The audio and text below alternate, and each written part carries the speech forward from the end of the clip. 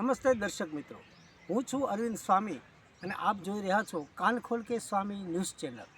આજે આપણે વ્યક્તિ વિશેષની અંદર એક એવા વ્યક્તિને આપણે મળીએ છીએ કે જે પક્ષીઓના જુદા જુદા અવાજો પોતાના ગળામાંથી કાઢી શકે છે। આ એક કુદરતી કળા છે, ગોડ ગિફ્ટ છે સાહેબ।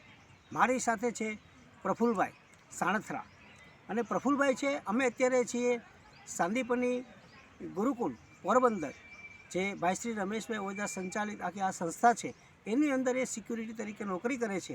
પરંતુ ભગવાને એને એક એવી ગિફ્ટ આપી છે કે દુનિયાભરના પક્ષીઓના અવાજો એના ગળામાંથી કાઢી શકે છે।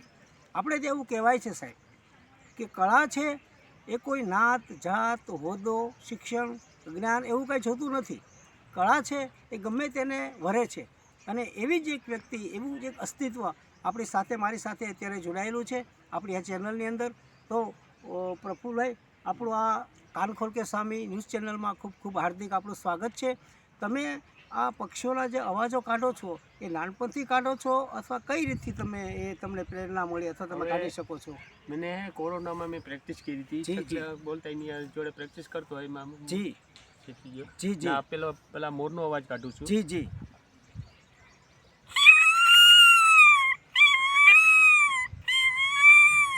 આ ચીટો નામનું પક્ષી આવે એનો અવાજ છે।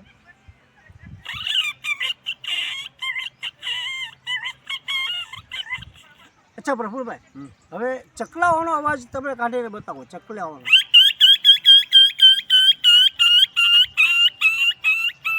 અચ્છા, કોયલનો અવાજ કેવી રીતે કાઢો છો તમે?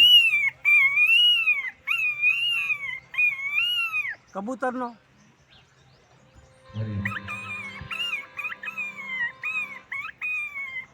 આ સિવાયના બીજા તમને જે પ્રિય એવા કોઈ પક્ષીઓનો અવાજ કાઢતા હોય તો તમે કહો।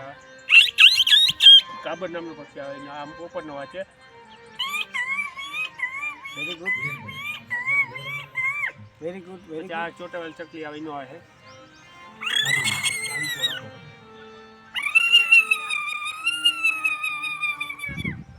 Okay, thank you very much Prafulbhai, thank you very much. Okay.